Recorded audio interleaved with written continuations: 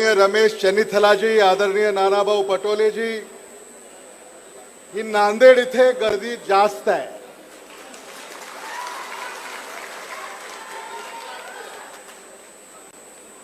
लातूर पेक्षाही नांदेड इथे गर्दी जास्त आहे.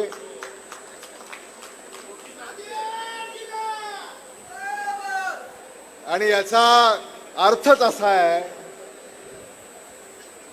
की अशोक पतझड नंतर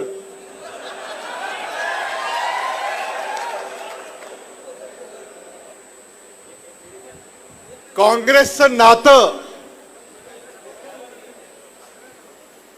हे सामान्य माणसानं जोपासण्याचं काम केलेलं आहे.